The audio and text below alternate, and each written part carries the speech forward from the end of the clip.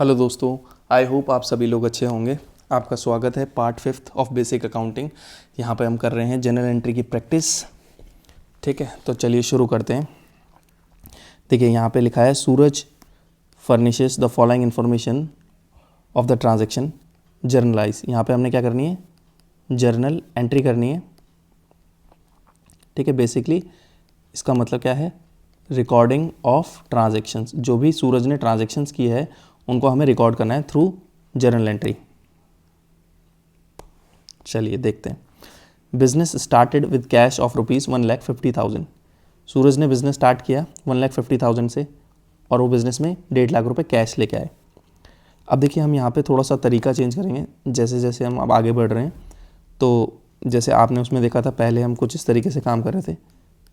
हम लिख रहे थे सूरज पर्सनल रियल नॉमिनल। सूरज पर्सनल है, सूरज एक पर्सन है, तो रिसीवर है या गिवर है। इस केस में सूरज गिवर है, तो सूरज को हम क्रेडिट कर रहे थे।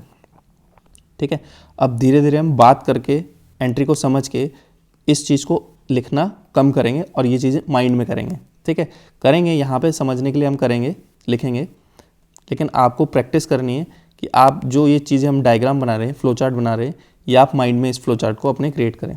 ठीक है, तो देखिए यहाँ पे सूरज ने बिजनेस स्टार्ट किया है, तो सूरज कौन है, ओनर। और ओनर को हम किस नाम से जानते हैं, एंट्री किस नाम से करते हैं, I mean Suraj capital account हम ऐसे बनाते हैं। ठीक है, तो सूरज कैपिटल अकाउंट को हम क्या करेंगे, यहाँ पे क्रेडिट करेंगे क्योंकि ये गिवर है और कैश बिजनेस में आ रहा है। सूरज कैश लेके आ रहा है, तो कैश आपका रियल अकाउंट है और कम्स इन हो रहा है बिजनेस में। तो कम्स इन, जब बिजनेस में वर्ड कम्स इन तो उसको हम डेबिट करते हैं। तो एंट्री हमारी होगी cash account debit to capital account. देखिए अगर दो लोग होते ना, सूरज भी होता और अजय भी होता पार्टनर, तो तब हम यहाँ पे क्या लिखते हैं, दोनों का नाम लिखते हैं ताकि हम डिफ्रेंशिएट कर पाएँ। ठीक है, ताकि हमें पता चले भैया सूरज की कैपिटल इतनी है और अजय की कैपिटल इतनी है। यहाँ पे इकलौता सूरज है तो सूरज लिखने की ज़रूरत नहीं है, सीधा सीधा आप कैपिटल अकाउंट लिख सकते हैं। ठीक है, 1.5 लाख 1.5 लाख। चलिए आगे देखते हैं। गुड्स परचेज फ्रॉम दीपक 36,000। अब ये तो लिखा नहीं है कि भैया कैश में किया है, तो हम ये एज्यूम कर लेते हैं कि ये हमने उधार में माल खरीदा है। ठीक है, तो देखिए गुड्स परचेज कर रहे हैं, तो अब हम देखिए नॉमिनल जो हमारा मॉडर्न मेथड है और ट्रेडिशनल मेथड दोनों को मिक्स करके बात करेंगे। अब गुड्स परचेज कर रहे हैं तो गुड्स आपका एक्सपेंस है, जब आप सामान खरीद रहे हैं तो आपका खर्चा हो रहा है, तो खर्चे को क्या करते हैं, डेबिट। तो परचेज अकाउंट डेबिट। सामान किससे खरीद रहे हैं आप, दीपक से खरीद रहे हैं, तो दीपक क्या है, पर्सन है। तो पर्सन में ये गिवर हो गया क्योंकि ये सामान आपको दे रहा है, गिवर को हम करते हैं क्रेडिट। और अगर हम इसे मॉडर्न मेथड के हिसाब से देखते हैं तो दीपक से आपने सामान खरीदा है, तो अब आपको दीपक को 36,000 रुपये देने हैं, तो दीपक आपके लिए बन गया है लाइबिलिटी। और लाइबिलिटी यहाँ पे इंक्रीज़ हो रही है, तो जब लाइबिलिटी इंक्रीज़ होती है तो उसे हम करते हैं क्या, क्रेडिट। तो एंट्री हमारी क्या बनेगी, purchase account debit to Deepak account 36,000। Stationery purchase कर रहे हैं फॉर कैश 2,200 रुपीज़। ठीक है, तो स्टेशनरी आपके लिए क्या है, जब आप स्टेशनरी खरीद रहे हैं तो आपका खर्चा हो रहा है, एक्सपेंस हो रहा है। अब देखिए यहाँ पर उसने लिखा था गुड्स परचेज, यहाँ पे लिखता है स्टेशनरी परचेज। यहाँ पर मैंने जब भी गुड्स वर्ड आता है तो हम परचेज करते हैं उसे सेल करने के लिए। ठीक है, और यहाँ पर उसने लिखा है स्टेशनरी परचेज, तो यहाँ पर इसका पर्पस हमें बताने का ये है कि ये स्टेशनरी ये यूज़ करेंगे बिजनेस में। ठीक है, ना कि फर्दर सेल करेंगे इसकी। आई होप ये क्लियर है कहानी। तो ये स्टेशनरी आपके लिए क्या हो जाएगा, खर्चा हो जाएगा, स्टेशनरी का खर्चा हो गया। ठीक है, नॉमिनल अकाउंट है वैसे भी स्टेशनरी, और आप स्टेशनरी परचेज कर रहे हो तो ऑब्वियस सी बात है आपका खर्चा हो रहा है। तो आप एंट्री क्या करेंगे, स्टेशनरी अकाउंट डेबिट, खर्चे को करते हैं debit to cash goes out, या एसेट है कम हो रही है आपकी, दोनों तरीके से सोच सकते हैं। तो कैश गोज आउट हो रहा है तो 2200 रुपीज़ से आप डेबिट और क्रेडिट एंट्री। देखिए आगे चलते हैं। Open a bank account with SBI 35,000। मेरे पास कैश था जो मैंने बैंक में डाल दिया 35,000 रुपये। एसेट था कैश, कम हो गया तो क्रेडिट कर देंगे। बैंक भी एसेट है, बढ़ गया 35,000 से तो डेबिट कर देंगे। सिंपल है। Bank account debit to cash account. आगे बढ़ते हैं। Goods sold to Anand for ₹16,000। देखिए अब यहाँ पे सामान बेचा हमने किसको? गुड्स सोल्ड आनंद को। फिर से वही जैसे परचेज करते समय हम ऊपर देखा था हमने, यहाँ पे कुछ क्लियर नहीं है कि कैश दिया है नहीं दिया है, तो हम क्या करते हैं क्रेडिट में इसको मानेंगे। वैसे नीचे लिखा है देखो, चेक दिया है नीचे, तो अलग अलग एंट्री करते हैं। तो गुड सोल्ड क्या है? सेल हो गई आपकी। सेल क्या होती है? इनकम। सेल इनकम है, इनकम इंक्रीज हो रही है तो इनकम इंक्रीज होती है तो क्रेडिट करते हैं। आनंद कौन है? आनंद आपसे माल खरीद रहा है, ठीक है, तो इसने आपके पैसे देने हैं तो ये आपका एज गुड एज एसेट है, क्योंकि आनंद से आपको पैसा मिलना है, ठीक है। और एसेट आपकी इंक्रीज हो रही है, जब एसेट इंक्रीज होती है तो उसे डेबिट करते हैं। या उसके उलट आप ऐसे सोच सकते हैं कि आनंद एक पर्सन है, क्या वो कुछ रिसीव कर रहा है या आपको कुछ दे रहा है? अभी तो फिलहाल कुछ नहीं दे रहा है, वो आपसे सामान गुड्स रिसीव कर रहा है तो उसको डेबिट करेंगे, ठीक है। तो एंट्री क्या होगी हमारी?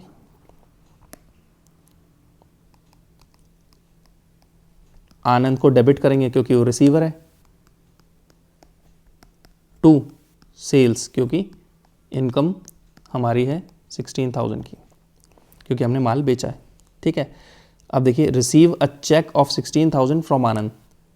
आनंद अगेन पर्सन है, इस समय वो गिवर है क्योंकि वो चेक दे रहा है, तो गिवर को करते हैं क्रेडिट। अब चेक मिल रहा है तो ये कहाँ जाएगा?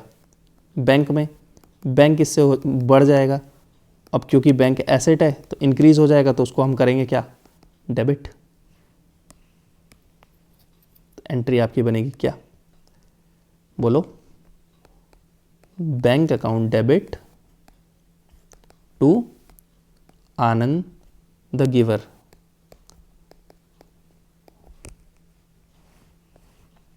Sold good to Sandeep 14,000 rupees. Entry आप बताएंगे, कमेंट करें, पार्टिसिपेट करें, ठीक है। संदीप पेज 14,000 रुपीज़ कैश, ये भी आप बताएंगे, कमेंट करें। चलिए, purchase goods 20,000 on credit from Naresh, ये भी आप बताएंगे। तो बोला आप क्या बताओगे? कुछ अलग, ठीक है। Insurance paid by cheque 6,000। अब देखिए यहाँ पे इंश्योरेंस क्या है आपके लिए, पहले ही देखते हैं। क्या इंश्योरेंस कोई पर्सन है? देखिए, इंश्योरेंस कंपनी को आप पर्सन बोल सकते हो, लेकिन यहाँ पे आपको समझना पड़ेगा कि ये है क्या चीज़। यहाँ पर आप क्या पे कर रहे हो? इंश्योरेंस का प्रीमियम पे कर रहे हैं, ठीक है। प्रीमियम पे कर रहे हो तो यहाँ पे ये एज्यूम करते हैं बिजनेस के लिए हम ये प्रीमियम पे कर रहे हैं, तो ये बिजनेस का क्या है? खर्चा, ठीक है। खर्चे को क्या करते हैं? डेबिट। चेक से पे कर रहे हो तो बैंक आपका क्या हो जाएगा? डिक्रीज। बैंक एसेट है तो एसेट जब डिक्रीज होती है तो क्या करते हैं? क्रेडिट। या चेक से पे कर रहे हो तो बैंक आपका क्या है? पर्सन। तो पर्सन क्या है? बैंक पैसा दे रहा है तो गिवर है, गिवर को क्या करते हैं? क्रेडिट। तो एंट्री क्या होगी? बोलो बोलो। एंट्री हो जाएगी insurance account, insurance premium account debit to bank account 6,000। I hope कहानी क्लियर है। आप बताएंगे, कमेंट करें। अब देखिए यहाँ पे क्या है? Good costing ₹1,500 given as charity. देखिए, जब मैं गुड्स खरीदता हूँ बेचने के लिए, है ना, हम गुड्स क्यों खरीद रहे हैं? बेचने के लिए। तो मैं अगर उस गुड्स को बेचूंगा नहीं तो मेरा जो ये खर्चा मैंने लिखा है जब मैंने परचेज़ किया था तो मैंने क्या किया था, परचेज़ को डेबिट किया था। अब वो गुड्स बेचने के बजाय मैंने क्या कर दिया, दान में दे दिया। चाहे मैं खुद खा गया मीन्स पर्सनल यूज़ ड्राइंग, या जल गया, बिका नहीं ना, ये सारे काम हो गए लेकिन बिका नहीं। सामान जो है उसको दान में दे दिया या खुद कंज्यूम कर लिया, ड्राइंग बोल देंगे, लॉस जल गया। तो जब आपने सामान खरीदा था तो आपने उसको डेबिट किया था खर्चे को, तो अननेसेसरी वो खर्चा ज़्यादा हो रखा है, मतलब आपने उसे बेचना था इसलिए आपने डेबिट किया था। तो अब आप क्या करेंगे, आप उस खर्चे को रिवर्स कर देंगे, खर्चे को वापस से कम कर देंगे। कम करने के लिए परचेज़ को आपको क्या करना पड़ेगा, क्रेडिट। ठीक है, तो परचेज़ क्या है, डिक्रीज़ होगी। परचेज़ आपका एक्सपेंस था, परचेज़ आपका एक्सपेंस था। अब एक्सपेंस जब डिक्रीज़ होता है, क्योंकि आपको एक्सपेंस को डिक्रीज़ करना है, क्योंकि आप उसे बेच नहीं रहे हो, आप उसे चैरिटी के लिए यूज़ कर रहे हो। ठीक है, तो वो बिज़नेस का खर्चा नहीं है। तो बिज़नेस का खर्चे को जब डिक्रीज़ करना है आपने, तो आप उसको करते हो क्रेडिट। आई होप ये कहानी क्लियर होगी। अब उसके बदले वो खर्चा किस चीज़ का है, चैरिटी का खर्चा है, तो चैरिटी को आप डेबिट करेंगे। Charity is expense of 1500 rupees to purchase account. Purchase को क्रेडिट क्यों किया, आई होप ये क्लियर होगा, क्योंकि आपने जब इसको परचेज़ किया था, सामान को परचेज़ किया था, तो आपने उसे खर्चा बोला था, तो आपने उसे डेबिट किया था। खर्चा आपने क्यों बोला था, क्योंकि वो बिज़नेस का खर्चा था, लेकिन अब आप उसे दान दे चुके हो। ठीक है, तो आपको क्या करना पड़ेगा, इस खर्चे को आपको डिक्रीज़ करना पड़ेगा, क्योंकि अभी बिज़नेस का खर्चा नहीं रहा, तो डिक्रीज़ करने के लिए आपको उसको क्रेडिट करना पड़ेगा। आई होप कहानी क्लियर है। Purchase office furniture for ₹11,200।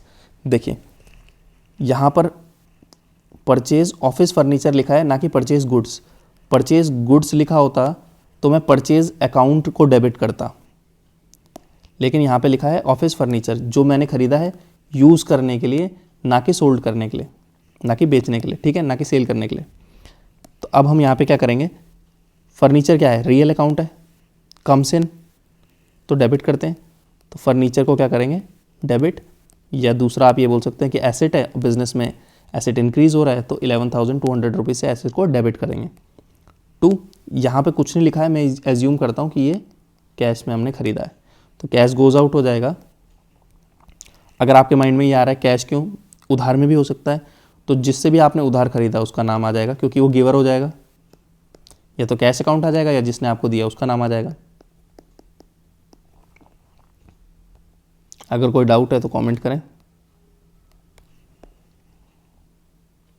Cash withdrawn for house hold purposes 5,000 rupees.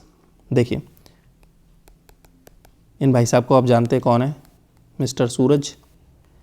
इन्होंने धंधे में पैसा लगाया था 1.5 लाख रुपए, याद होगा। अब इनके घर से फ़ोन आया, बोला जी आते कुछ सामान लेते आना। ठीक है, अब इन्होंने बिज़नेस के गल्ले से पैसे निकाले 5,000 रुपये। ठीक है, तो जब ये लेके जा रहे हैं 5,000 रुपये, क्या ये बिज़नेस के पर्पज़ के लिए लेके जा रहे हैं, नहीं, ये लेके जा रहे हैं पर्सनल पर्पज़ के लिए।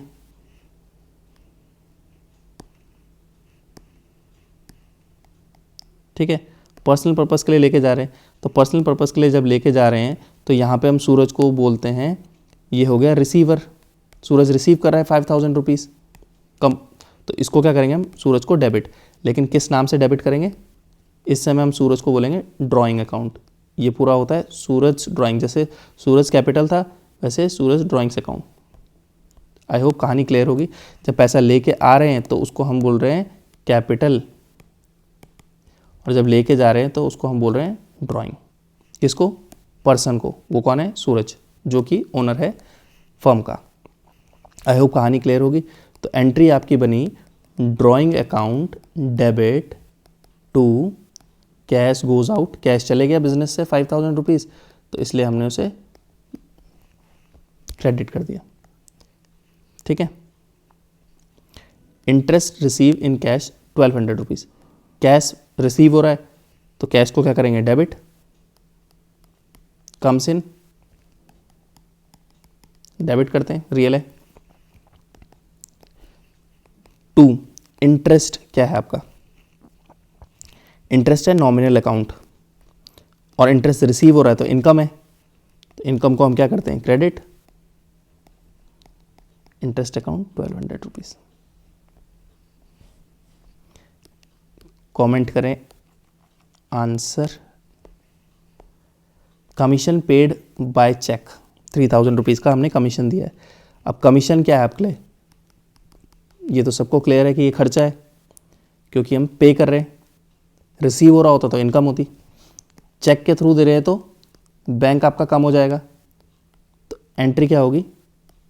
Commission account debit to bank giver, या बैंक को आप एसेट बोल सकते हैं, और डिक्रीज हो रही है, एसेट डिक्रीज होती है तो उसको हम क्रेडिट करते हैं।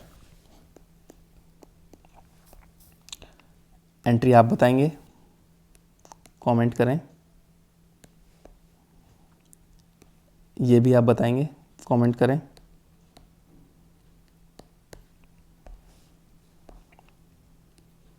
Again comment. ये भी हमने किए है अभी, कमेंट करें। ये भी, ये भी। ओह सॉरी, ये रिपीट हो रहा है बार बार। चलिए, एक पॉइंट हमारा छूट गया था, रिप्रेजेंटेटिव पर्सन। ये कहाँ देखा था हमने? देखिए, आपको पता होगा पर्सनल अकाउंट की बात की थी हमने। पर्सनल अकाउंट में 3 तरीके के फर्दर कैटेगरी थी, फर्दर कैटेगराइज किया गया था पर्सनल अकाउंट को। नेचुरल पर्सन, हाथ पाँव नाक वाले। आर्टिफिशियल पर्सन, जिन्हें लॉ ने पर्सन बनाया था, जैसे कि company. Company is an artificial person created by law, ये कंपनी की डेफिनेशन होती है, ठीक है। एक था रिप्रेजेंटेटिव पर्सन।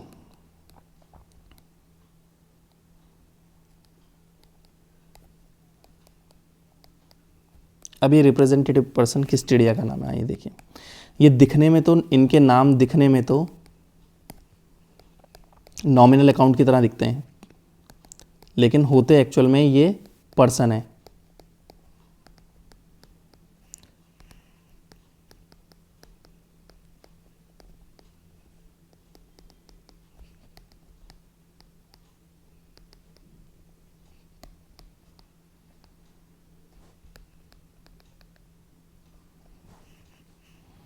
ठीक है, इतना बहुत है। चलिए देखिए, इसको तो हम शुरू से देखते आ रहे हैं कि भैया कैपिटल अकाउंट है कौन है? सूरज की बात हो रही है। ड्राइंग अकाउंट कौन है? सूरज की बात हो रही है। तो ये दोनों कौन है? किसी पर्सन की बात कर रहे हैं। तो ये कैपिटल अकाउंट और ड्राइंग अकाउंट किसको रिप्रेजेंट कर रहा है? किसी पर्सन को रिप्रेजेंट कर रहा है। उसी तरीके से आउटस्टैंडिंग एक्सपेंस, जब कोई एक्सपेंस होता है, जैसे सपोज कीजिए आपने सैलरी पे करी, तो सैलरी आपको पता है कि आप नॉमिनल अकाउंट है, ठीक है। तो सैलरी में आपने कैश दिया होगा तो एंट्री क्या होती है? Salary to cash. ऊपर भी अभी आपने एंट्री की होगी जो हमने देखी है अभी ऊपर। लेकिन उसके उलट अगर हम लिख दे आउटस्टैंडिंग सैलरी, यानी सैलरी देना बाकी है, तो ये किसको देना बाकी है? किसी पर्सन को ही देना बाकी होगा ना, यानी ये बात कर रहे हैं किसी पर्सन की यहाँ पे, ठीक है। उसी तरीके से रिसीवेबल, पैसा मिलना बाकी है। पेबल मीन्स देना बाकी है, तो मिलना बाकी है और देना बाकी क्या है? यानी कौन है, किसको देना बाकी है और किससे मिलना? किसी पर्सन से ही मिलना देना बाकी होगा। तो ये किसको जिस भी चीज़ के पीछे या आगे रिसीवेबल या पेबल लग जाए तो उसका मतलब हम किसी पर्सन की बात कर रहे हैं। जैसे हम बात करते हैं ट्रेड रिसीवेबल, या आप बात करते हैं सैलरी पेबल, तो ये सब किसकी बात हो रही है? किसी पर्सन की बात हो रही है, ठीक है। तो अगर आपको ये नाम दिखते तो इससे आपने कंफ्यूज नहीं होना, इनको नॉमिनल नहीं समझना, बस आपने ये देखना है इसके पीछे कोई पर्सन है जो नाम लिखा है, ठीक है। तो अगर आपको वो क्लियर हो जाता है तो फिर कोई दिक्कत वाली बात नहीं है। चलिए, ये था हमारा पार्ट 5। नेक्स्ट वीडियो में भी हम प्रैक्टिस करेंगे।